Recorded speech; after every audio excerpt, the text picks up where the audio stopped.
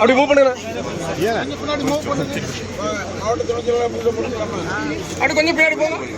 கொஞ்சம் அப்படி பின்னால போங்க. பின்னால போங்க சார். பின்னால போங்க சார் ப்ளீஸ். போயிட்டே இருங்க. கொஞ்சம் போனீங்கன்னா வந்துட்டு இருப்பாங்க. கொஞ்சம் பின்னால போங்க சார். பின்னால அப்படி சார் கொஞ்சம் பின்னால போங்க சார் ப்ளீஸ். வாங்க.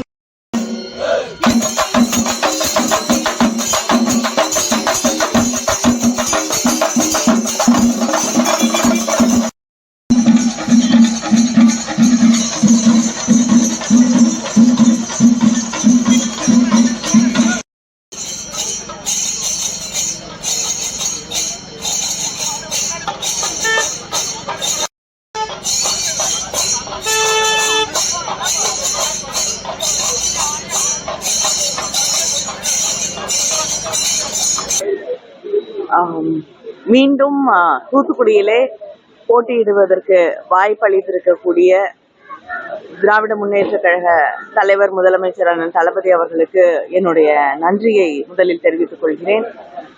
அதே போல இந்த 5 ஆண்டுகளிலே இங்கே பணியாற்றிய போது எனக்கு உறுதுணையாக எல்லா வகைகளையும் இந்த பகுதியிலே இருக்கக்கூடிய மக்களை தெரிந்து கொள்வதற்காக இங்கே இருக்கக்கூடிய பணிகள் எனக்கு உறுதுணையாக நின்று உதவி செய்திருக்கக்கூடிய அமைச்சர் அனிதா ராதாகிருஷ்ணன் அவர்களுக்கும், அமைச்சர் மாவட்ட கழக செயலாளர் கீதா ஜீவன் அவர்களுக்கும், சட்டமன்ற உறுப்பினர்கள் மார்கண்டேயன் அவர்களுக்கு, அதே போல சண்முகையா அவர்களுக்கு, காங்கிரஸ் அமிர்தராஜ் அவர்களுக்கு, மேயர் ஜெகன் பெரியசாமி அவர்களுக்கு, அதே போல இந்த பகுதியிலே இருக்கக்கூடிய திருச்செந்தூர் பகுதியை சார்ந்திருக்கக்கூடிய அத்தனை கழக நிர்வாகிகள், கூட்டணி இயக்கங்களை சார்ந்த சகோதரர்கள் சகோதரிகள் அத்தனை பேருக்கும் என்னுடைய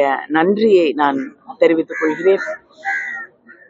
இந்த பகுதியிலே எப்பொழுதுமே தண்ணீர் என்பது பிரச்சனையாக இருக்கக்கூடிய ஒன்று.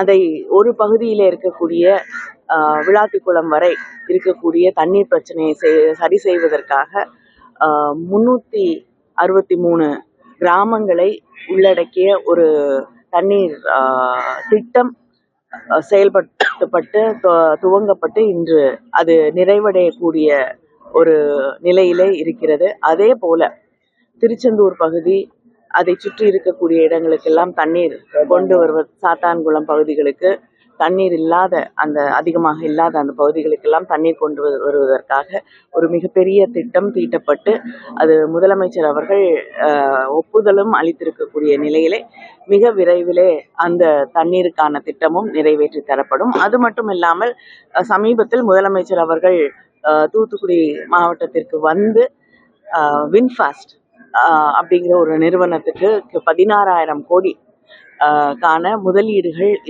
செய்யப்பட்டு இன்று அந்த வேலை நடந்து கொண்டிருக்கிறது.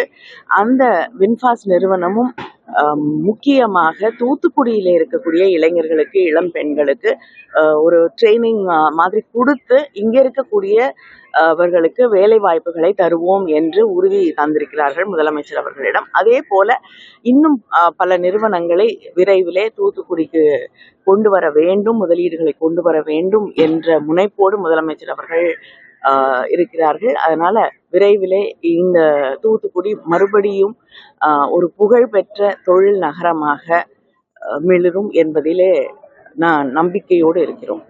முன்னாள் முதல்வர் எடப்பாடி பழனிசாமி வந்து கடந்த முறை கொடுத்தவங்க தேர்தல் வாக்குறுதிகளையே நிறைவேற்றல, குறிப்பா நீட் தேர்வு இல்லைங்க, நீட் தேர்வுக்கு வந்து ஆட்சி மாற்றம் வரும் என்ற ஒரு எதிர்பார்ப்பு இருந்தது. ஆனால்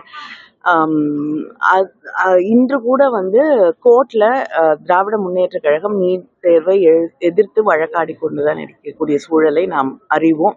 நிச்சயமாக ஆட்சி மாற்றம் வந்து ஒன்றியத்திலே உருவாகும் பொழுது நீட் தமிழ்நாட்டிலிருந்து நீட் வந்து விலக்கப்படும் என்பதை நான் உறுதியாக தெரிவித்துக் கொள்கிறேன். ஆனா ஒண்ணே ஒண்ணு, எங்களை யார் வேணாலும் கேள்வி கேட்கலாம்.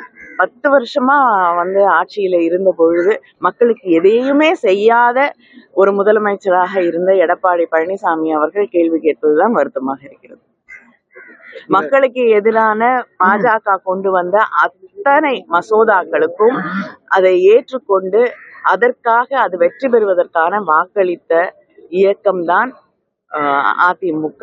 அப்பொழுது முதலமைச்சராக இருந்தவர் எடப்பாடி பழனிசாமி என்பதை மக்கள் மறக்க மாட்டார்கள். முழு ஒத்துழைப்பு தாங்க.